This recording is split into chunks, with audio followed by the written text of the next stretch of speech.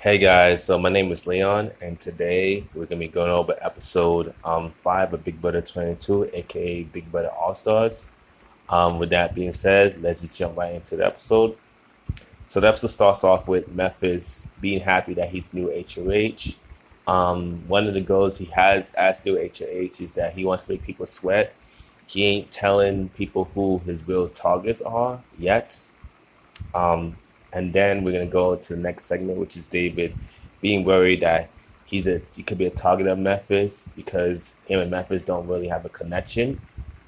Then we're gonna go into the next segment, which is Big League and Janelle talking about, being happy that Memphis is the HOH because Memphis, from their perspective, will be targeting either one of them. And they also talk about how it sucks that Keisha had to go, but it's part of the game.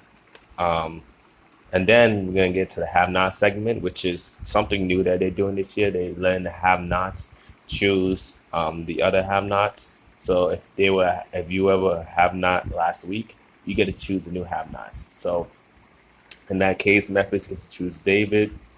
Ian chooses Nicole Franzo. Nicole A chooses Christmas, and Kesa is chosen by Kevin to be a have-not.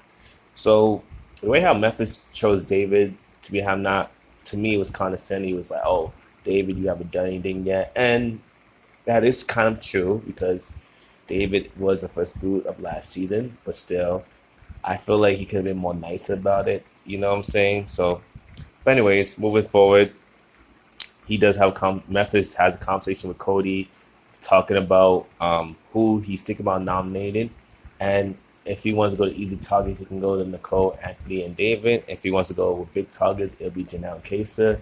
And through his conversation with Cody, I feel like he's probably leaned towards putting up Nicole and David. And I feel like that's what the edit was telling us too. The way how they're highlighting how he's chosen David as how not.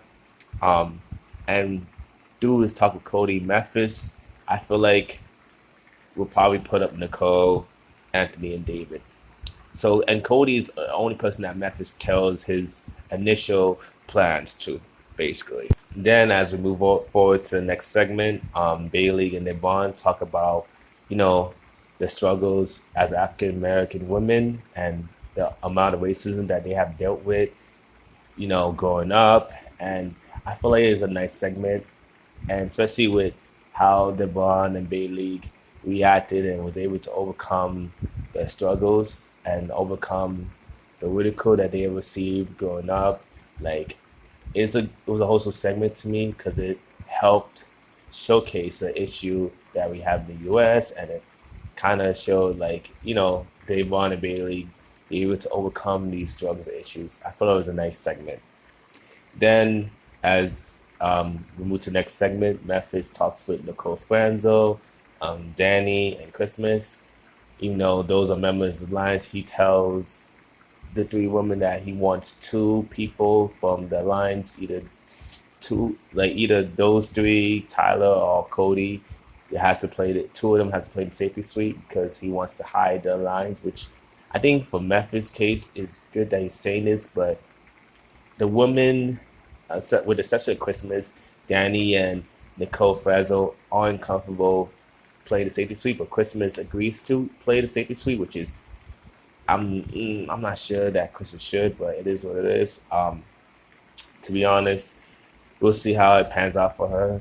But I felt like it was interesting that Nicole, Franzo, and Danny didn't trust to play in the safety suite, even though yeah they should be safe, but they should respect the ASA wishes. But at the same time, I feel like Memphis should have been straight up with them in some cases. But with Memphis telling them that two of them should play in the safety suite, I think it made them more unsure of Memphis. So we'll see how that pans out in the future weeks and whatnot, and throughout the episode. Then Nicole Anthony tries to talk with Memphis, and Memphis just tells her straight up, "Hey, you should play the competition, play the safety suite." And Nicole Anthony doesn't really like that. Memphis trying to tell her what to do, and we'll see what happens in the later on in the episode. And then Ian tries to talk to Memphis, and same thing. Memphis tells Ian, go play in the safety suite, blah, blah, blah. And then we see his confessional, or I think diary room session, whatever it's called, say that, hey, I want to get revenge for Dan, like Memphis, by the way, wants to get revenge for Dan because Ian beat Dan in the final two, which I don't know if we should try to tug Ian as a winner. I think he should probably work with Ian because they have a dad connection. But to each their own. Ian is a big threat. So yeah, Memphis talked about wanting to take out Ian, or at least do the back door or do another like initial nominations, whatever. Because Ian's a big threat. Ian beat Dan, whatever. Enzo then talks with David Cody before they open up the safety suite, and then the safety suite begins. As the episode comes back, Memphis continues to tell everybody to play in the safety suite. Kevin ends up playing. Kevin and Nicole Anthony's talk about if they should play safety suite or not. Kevin is already playing already. Nicole Anthony is still hesitant about it. Memphis talks with Tyler. Tyler says he's not going to play. And Danny and Nicole Franzo, as I stated before, they'll for comfort playing, so they won't be playing either. David say he's going to play because he knows he'll probably get put up if he doesn't. Bay League and Memphis talk. Bay League, just like Nicole Anthony, is like, I don't feel comfortable with Memphis right now, but unlike Nicole Anthony, she decides to play in it. DeBron decides to play in it. Okay, how many people playing it? 1, 2, 3, 4, 5, 6, and 7. Yeah, so essentially 7 people end up playing it. Christmas ends up playing with Ian, Devon, Bailey, Kevin, Cody, and David. Those are people who end up playing, which it makes sense. Nicole Anthony says that she might regret playing it, but she's gonna trust her gut and not play in this week's competition. So, before the competition starts, Ian and Christmas talk about saving each other if one of them wins in the safety suite, which I think is good that Christmas is trying to go outside lines to make deals, and I think it's good for Ian to do so as well because it gives Ian more options, just in case something happens, he doesn't win. The competition then starts. Christmas wins it, which to me is kind of surprising. Like I know she's a comp beast, but I feel like someone like Cody or David might have win, or maybe Bailey. But Christmas winning is good. It's good for her. It shows that she's a comp beast, and her saving Ian opens the door between her and Ian. And I think she wins on with a time less than 2 minutes, which is like damn. And a lot of people, majority of people with this power section of Ian and Devon had times of 2 minutes, like little over 2 minutes. I think Ian had 3 minutes 44 seconds. I might have been wrong there, and then Devon had like 8 minutes. It's crazy. But when Christmas decided to save Ian, Memphis wasn't really happy with the decision, and Memphis was pissed. I was like, oh, good lord.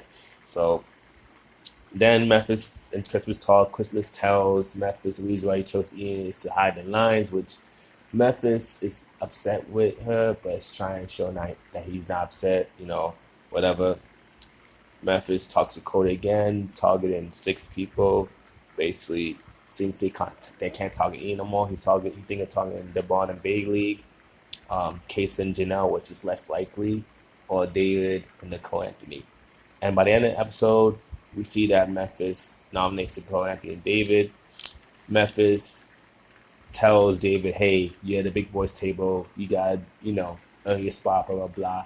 And I feel like it was, I don't know. Like, I feel like seeing Nicole Anthony and David crying about it. And, excuse me. And obviously when he tells, Memphis tells Nicole Anthony, say, hey, you should play it safely sweet.